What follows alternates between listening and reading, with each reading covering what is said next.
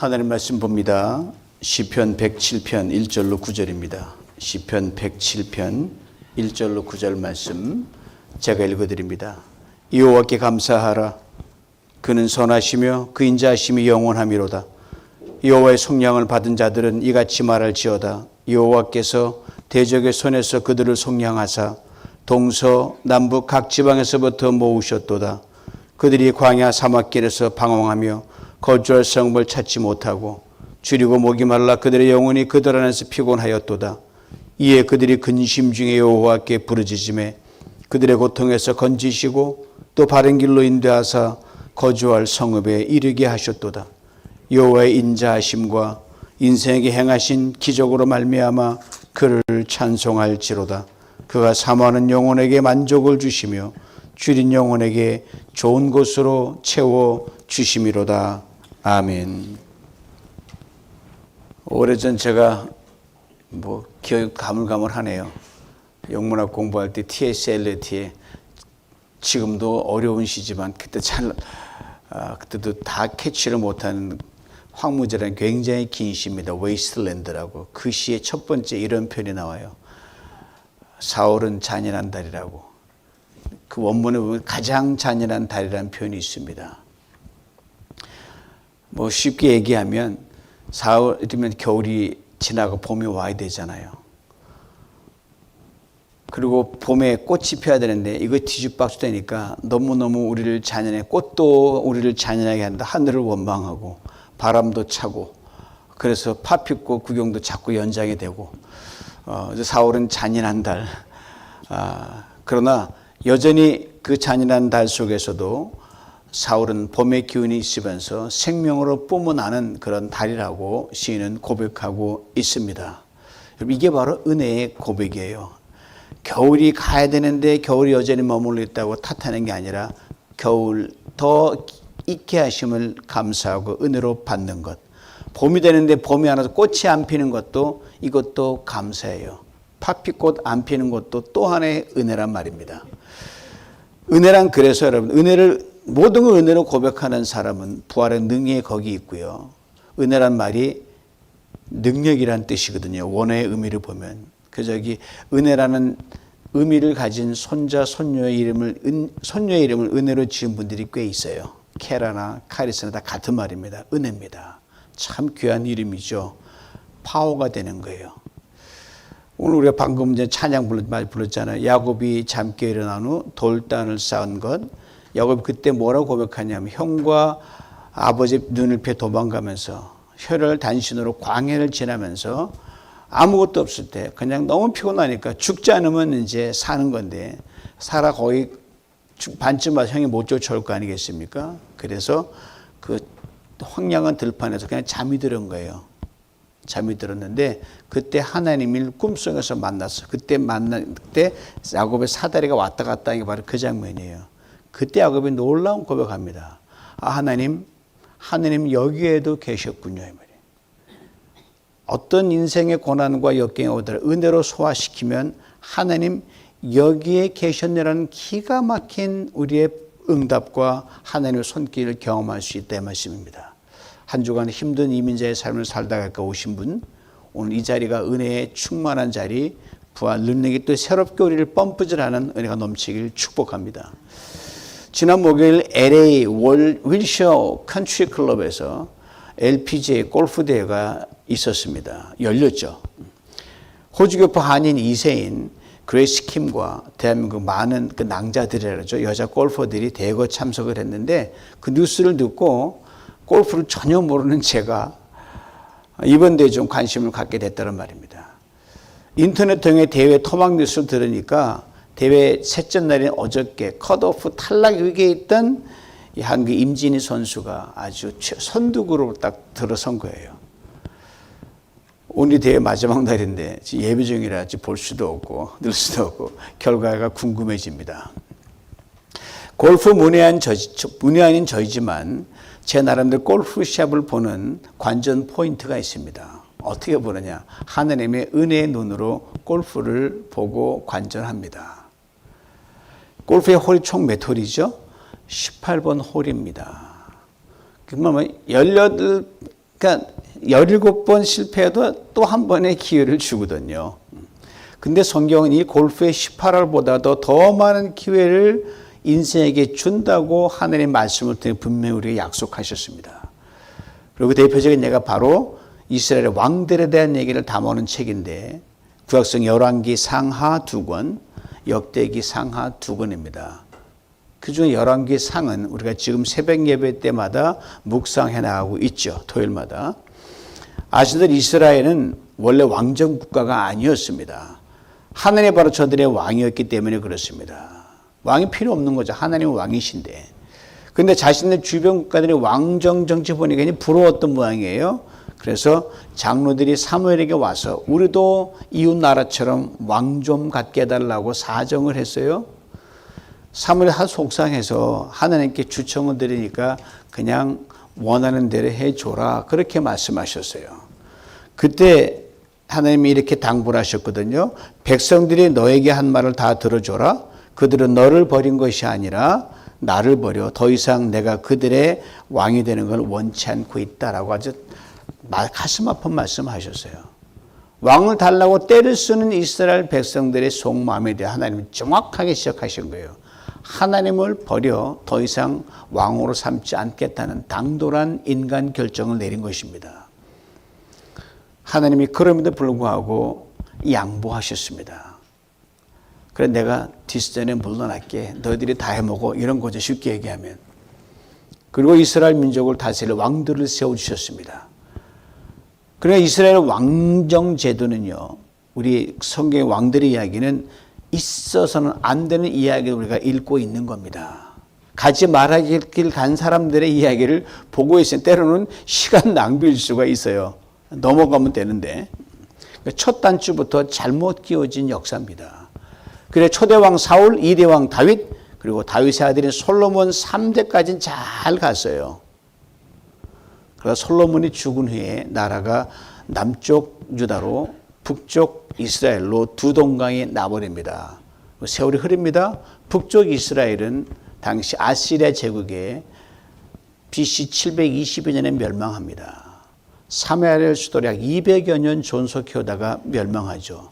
남유다는 그로부터 약 150년 뒤쯤에 더 생존하다가 BC 345년에 바빌로니아 제국에 멸망을 당합니다.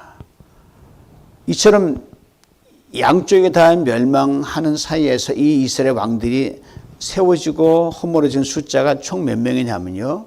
39명의 왕이 떴다 졌다 그렇게 별들의 시대를 맞게 됩니다. 그러니까 39번까지 하나님이 기회를 주신 거죠. 이 정도면 하나님이 하실 만큼 하신 것 아니겠습니까? 자녀 교육시킬 때 내가 할 만큼 해 더 이상 못 참겠다. 그러면 사실 안 되는 건데 그렇죠. 하나님 참으셨어요.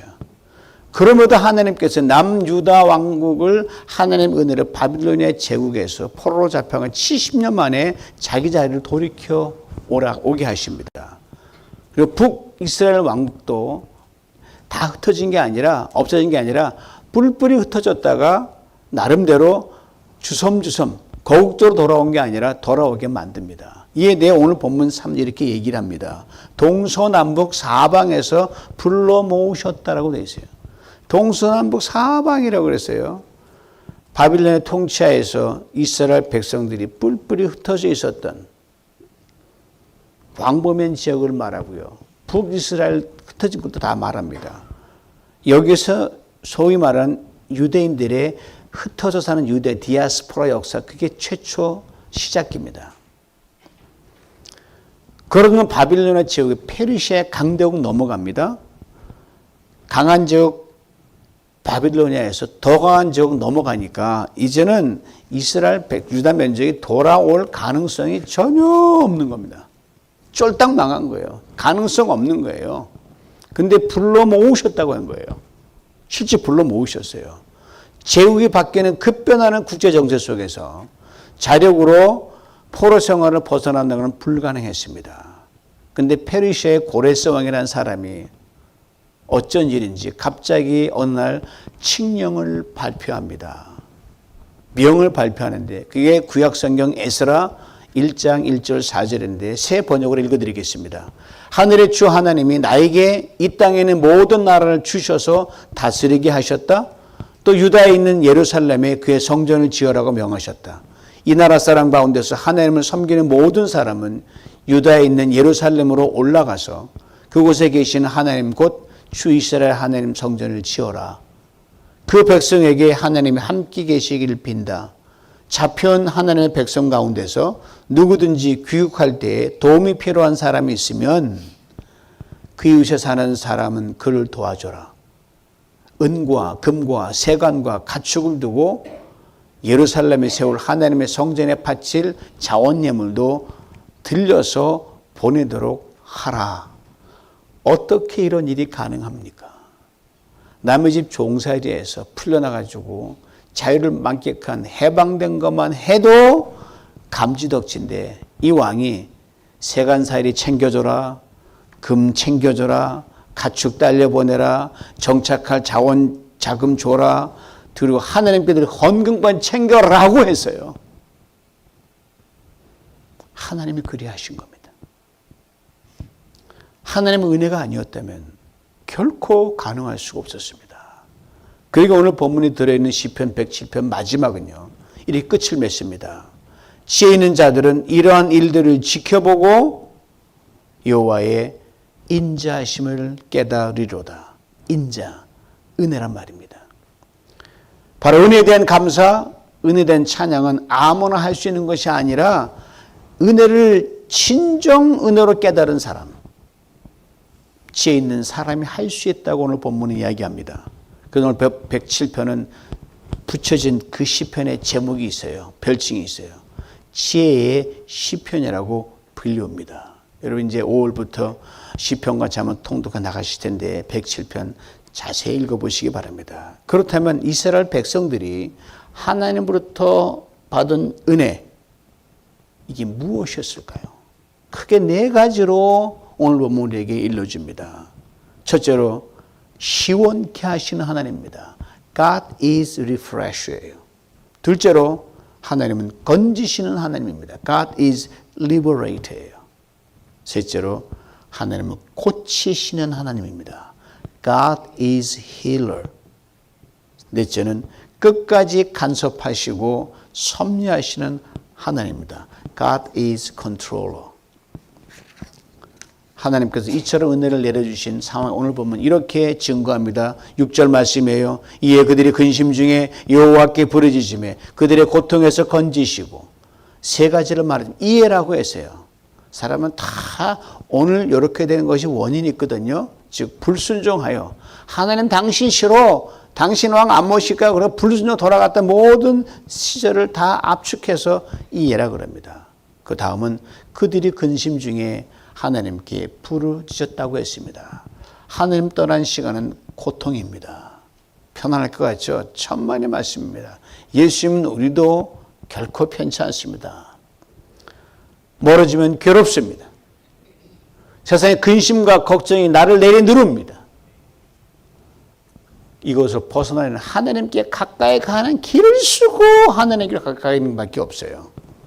이걸 시인은 부르짖는다고 했습니다.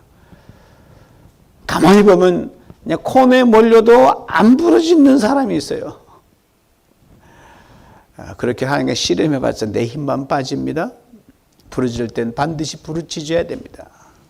그러면 보세요. 딱 뭐라고 했어요? 셋째로 그들의 고통에서 건지시고라고 했습니다. 즉 하나님이 들으셨다는 거죠. 눈물의 선자 예레미야에게 들려주는 말씀과 똑같은 맥락입니다. 너희는 내게 부르짖으라. 내가 내게 응답하겠고 크고 비밀한 곳으로 너에게 알려주겠다고 이렇게 말씀합니다. 하나님 때때로 화내시죠. 때로 질투하십니다. 때로는 우리를 야단치시고 채찍을 들기도 하십니다. 우리 죽어라고 하는 게 아니라 살아라고 하는 거예요. 그러나 그 끝은 그러므로 언제나 은혜로 마감하십니다. 오늘 1절에 이렇게 선포합니다. 그는 선하시며 그 인자하심이 영원함이로다. 하나님의 은혜가 영원하다는 거예요. 한 번도 멈춘 적이 없어요. 우리가 못 느껴서 그렇죠. 나 때문이에요, 그건요. 여러분 살다 보면 참 얄미운 사람 만날 때가 있잖아요. 꼴보기인 사람도 많이 있잖아요. 그러다가 뻔뻔스러운 사람 만날 때도 있어요. 그런데도 밉지가 않은 경우가 있죠. 저 성도 여러분들이요, 저 속을 썩여도 다 속 안 썩이지만 하나도 안 미워요. 주일 빠져도 안 밉고요, 예고하자도 안 밉고요, 늦게 와도 안 밉고 다 괜찮아요. 그래서 건강하게 하면 오래오래 사십시오. 그래서 또 사랑하고 또 받아주고 또 기회를 주고 또 기회를 덮어주는 거예요. 웬일인지 모르겠어요. 그 사람한테 내가 왜 이렇게 다 이렇게 지는지 모르겠어요. 정말입니까? 이스라엘 백성한테 하나님이 그렇게 줬어요. 부르짖으면 영락없이 그냥 잡아당겨 주시고 어떤 역경 원해서 건져 주시고, 이걸 우리 하나님 참 속도 없으신 하나님이세요. 배알도 없다 그러시잖아요. 하나님 이 어린 마음을 이스라엘에 너무너무 잘 알아가지고 그 한계를 다 알아가지고 얼마나 이 숨바꼭질하듯이 속썩이는 세월이 수천 년의 세월이었어요. 그리고 오늘 시인은 이 하나님께 찬양과 감사를 올려드리며 마땅하다고 거듭거듭 이야기하고 있는 겁니다. 여호와 인자하심과 인생에 행하신 기한 일을 인하여 그를 찬송할지라. 이 하나님께서 이스라엘 백성들이 방황하고 거친 광야길을 갈 때 그들에게 시원한 샘물과 그늘이 되어 주셨습니다. 시인이 그래서 9절에 이렇게 설명합니다. 그가 사모하는 영혼에게 만족을 주시며 줄인 영혼에게 좋은 것으로 채워 주심이로다. 이 하나님께서 이스라엘 백성들이 절망과 어둠 속에 헤맬 때 저들을 건져주셨습니다. 뒤에 이어지는 14절 이렇게 증거합니다. 흑암과 사망의 그늘에서 인도하여 내시고 그들의 얼거맨 줄을 끊으셨도다. 이 하나님께서 이스라엘 백성들의 아픔과 질병도 고쳐주셨어요. 그걸 20절에 이렇게 고백합니다. 그 말씀을 보내요. 그를 고치시고 위험한 지경에서 건지시는도다. 제가 신방 갈 때 가끔 쓰는 귀한 말씀이에요. 그 말씀을 보내어 그들을 고치시고 위험한 지경에서 건지시는도다. 오늘 많은 아픔 중에 위험 중에 분 말씀을 보내어 주님이 여러분을 고치십니다. 건지십니다. 이 하나님께서 이스라엘 백성은 400년 애굽 노예, 광야 40년이란 그 롤러코스터 같은 여정 속에서 평안한 가운데 이들을 젖과 꿀이 흐르는 가나안 땅으로 기이하게 인도해 내셨습니다. 신이 그것을 30절에 이렇게 고백합니다. 그들이 평온함으로 말미암아 기뻐하는 중에 여호와께서 그들을 소원의 항구로 인도하신도다. 저주장면 볼 때마다 여러분 힘들 때 여러분 그 마라톤 할 때 마지막에 힘들잖아요. 그 힘들어도요. 그 마지막엔 더 빨리 달려가요. 왜? 저 앞에 결승선이 보이니까. 그랬을 것 같아요. 아무리 죽으면 떠면은 이만큼 가까우게 만드셨거든요. 이 소원의 항구로 가게 하신 거죠. 이 하나님이 여러분과 제 하나님이십니다. 얄밉기로 말하면, 반항아 기질로 말하면 우리 이스라엘 백성의 아마 버금갈 맞고 그러던 참 고집 세고 우리 내 맘대로 한 적이 많이 있었잖아요. 별반 다름이 없는 걸 우리는 읽으면서 알 수 있어요. 그러나 그들을 시원하게 하신 하나님께서 우리에게도 그런 은혜를 주실 줄 믿습니다. 그들을 건지시고 고치시고 종근의 평안히 소원의 항구로 인도하셨듯이 저와 여러분에게도 반드시 그리하실 줄 믿습니다. 게다가 우리는 아주 기가 막힌 어드밴티지가 있잖아요. 결코 변치 않고 영원한 보증이 되시는 예수 그리스도가 있기 때문입니다. 이에 대해 성경 요한일서 5장 14절 15절은 이렇게 분명히 증거합니다. 그를 향하여 우리가 가진 바 담대함이 이것이니 그의 뜻대로 무엇을 구하면 그가 들으신다. 우리가 무엇이든지 구하는 바를 들으시니 우리가 안즉 우리가 그에게 구한 것을 얻을 줄도 안다 그랬습니다. 우리는 의심하지만 하나님 우리가 다 들으시고 의심과 관계없이 응답하십니다. 이 부분으로 말할 것 같으면 우리도 이스라엘 백성 못지않게 결코 덜하지 않은 은혜를 많이 받았습니다.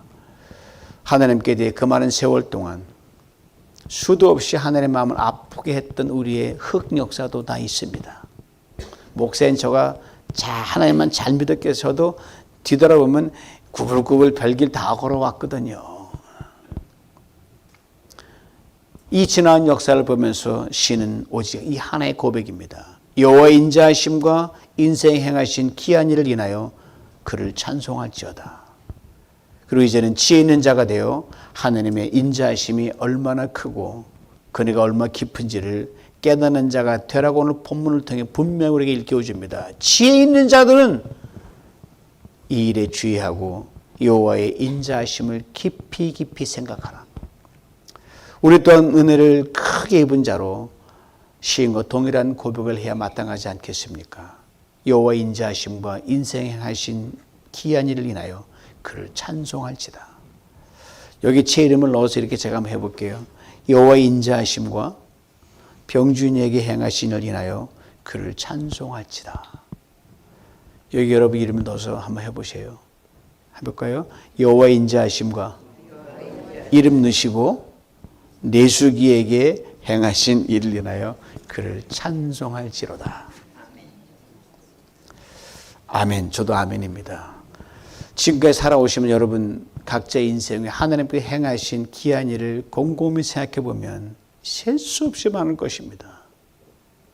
저도 마찬가지입니다. 그러나 때로는 힘들고 어려울 때마다 이 하나님을 생각하면서 더욱 주님을 사모하는 우리 모두가 될 수 있기를 원합니다. 세상 참 요지경으로 돌아가죠. 옛날도 그랬고 지금도 그렇고 앞으로 더 그럴 것이에요.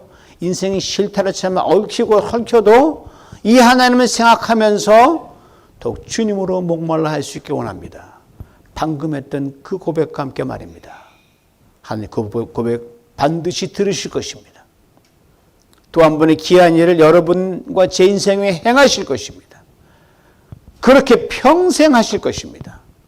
그리고 그 끝에서 찬란한 영광이 깃든 소원의 항구로 반드시 들어가게 하실 것입니다. 말씀을 준비하다가 잔잔한 감동을 저는 무명희 시인의 시를 한 편 읽게 됐어요. 제목이 제 마음에 참 와닿았어요. 아주 쉬운 제목이에요. 어제, 오늘, 그리고 내일. 이 시의 제목이에요. Yesterday, Today, and Tomorrow. 제가 한번 번역을 해봤는데 들어보세요. 한 주의 이틀, 아무 걱정이 없는 날이 있다네. 두려움과 걱정으로부터 자유로운 날, 그중 한 날은 어제라는 날이지. 실수와 염려, 허물과 잘못, 아픔과 고통도 이제는 어제와 함께 영원히 가버렸다네. 세상의 모든 재물도 어제를 되어가지고 올 수 없네. 누구도 어제 했던 일을 물릴 수 없네. 누구도 어제 뱉었던 말 지울 수 없네. 어제는 영영 가버린 날. 또 한 날 우리가 염려하지 않아도 되는 날, 그것은 내일이지. 혹시 모를 고난, 무거운 짐, 거창한 약속도 내일은 우리가 닿지 못하니 괴념치 마시게. 내일 해는 뜨겠지. 찬란한 광채를 띠든 구름에 가리든 해는 떠오를 것일세. 그러나 내일의 태양이 뜨기까지는 내일에 대해 그렇게 목숨 걸지 말게. 내일은 아직 태어나지 않았지 않은가. 이제 단 하루만 우리가 남으니 바로 오늘일세. 누구든 한 하루인 오늘의 싸움만 하면 되지. 그런데 왜 우리가 무너지는가? 왜 우리가 쓰러지는가? 어제와 내일이라는 이 끔찍한 영혼의 날들의 짐을 오늘에 보태기 때문이라네. 우리를 미치게 만드는 것은 오늘 겪는 일들이 아니라네. 돌이킬 수 없는 어제 일들에 대한 후회와 쓰라림, 태어나지 않은 내일이 가져올 두려움들 때문이지. 자, 이제 한 번에 하루만 살아가세. 우리 주님도 말씀하셨습니다. 한날의 괴로움은 그날의 족하다. 이 말 속에 담긴 숨은 의미는 이것을 의미합니다. 한날의 은혜는 그날로 족하다. 그렇습니다. 한날을 살면서 괴로움을 피할 수가 없습니다. 그러나 그 한날에 또 부어주시는 하나님의 은혜가 괴로움을 능히 능가하고 덮으십니다. 어제가 아무리 힘들고 죽을 맛이었다 할지라도 오늘 내가 누리는 은혜 속에 이미 파묻힌 바 되었기 때문입니다. 오늘 혹 나의 삶이 아무리 힘들고 어렵고 괴로워도 내일 주실 은혜 속으로 또 묻히게 될 것입니다. 인생을 뮤지컬에 비교하면 가장 큰 뮤지컬이 인생입니다. 1막은 어제고요, 2막은 오늘이고 3막은 내일이 쉼없이 죽을 때까지 이어지기 때문입니다. 인생 뮤지컬, 그러면 어제만으로 평가할 수 없습니다. 오늘만으로도 평가할 수 없습니다. 나아가 내일만으로도 평가할 수 없습니다. 그러나 한 가지 분명한 이거예요. 어제도 은혜였고 오늘도 은혜이며 내일도 은혜로 이어질 거라는 사실입니다. 그리고 그 은혜는 날마다 더 크고 날마다 더 새롭고 날마다 더 찬란할 것이라는 것이죠. 이것을 꼭 기억할 수 있게 원합니다. 19세기 중반 스코틀랜드에서 작은 부흥의 운동을 일으켰던 앤드루 버너라는 목사님이 계십니다. 이미 고인이 되셔 천국까지 가셨죠. 오늘 시편과 관련해 이런 고백을 하셨어요. 탁월한 고백이에요. 오 하나님, 나의 삶 구석구석을 당신을 향한 찬송으로 가득 채워 주옵소서. 하나님, 당신과 당신이 행하신 일을 나의 전 존재가 선포할 수 있도록 입술로만 찬양하는 것이 아니라, 마음으로만 찬양하는 것이 아니라 나의 삶 전체가 당신의 은혜만을 고백하는 찬송으로 가득하게 하여 주옵소서. 이것이 곧 부활 연습이요, 매일 은혜로 이겨가는 삶입니다. 매일 은혜로 이겨가는 삶이 어떤 모습일까요? 아주 압축해서 쉽게 대구로 가져가서 쉽게 제가 딱 익혀서 전해드리겠습니다. 흐물흐물이 은혜로 이겨가는 삶입니다. 흐물흐물. 신앙은 부대낌이에요. 문제의 부대낌입니다. 연약함의 부대낌입니다. 질병의 부대낌입니다. 고난의 부대낌입니다. 사람의 부대낌입니다. 세상 길의 부대낌입니다. 그러나 그런 중 예수 그리스도의 부활의 능력이 우리를 매일 새로운 은혜로 흐물하게 익혀가지고 흐물흐물하게 만듭니다. 어떤 일이 벌어져도 흐물흐물해요. 영향을 안 받아요. 누가 아무리 열받게 해도 흐물흐물해요. 때렸냐? 맞지 뭐. 거봐요. 충청도 사투리 있잖아요. 팔 당기지 마. 다 뚝 부러지는 거야. 거봐, 부러졌잖아. 흐물흐물이에요. 불평과 원망이 들어갈 자리가 없습니다. 절망로 들어설 자리가 없습니다. 어둠이 우리의 삶에 비집고 들어올 틈을 엿보지 못합니다. 시마다 때마다 은혜 위에 은혜인 삶입니다. 오직 날마다 순간마다 하나님께서 나에게 어떤 귀한 일을 행하실까, 이것만 기대하는 그런 지혜로운 그리스도인으로 넉넉히 이기는 삶을 살아가게 될 줄 믿습니다. 이 은혜를 평생 누리며 사시길 주님의 이름으로 축원합니다. 기도합니다. 하나님, 어제 지나갔지만 은혜 속에 지나갔음을 고백합니다. 오늘 힘들지만 은혜 가운데 지나감을 믿습니다. 내일 다가오지 않았지만 더 큰 은혜로 우리를 밀어보낼 줄 믿사오니, 전능하신 하나님, 흐물흐물하게 전쟁이 나도 누가 나를 쫓아와 타바당겨도 흐물흐물, 사단이 왔다 이렇게 도망가는 흐물흐물한 은혜에 충만한 은혜로 익어가는 그러한 삶을 평생 살아가며 부활 증인 되게 하여 주시옵소서. 예수님의 이름으로 기도하옵나이다. 아멘.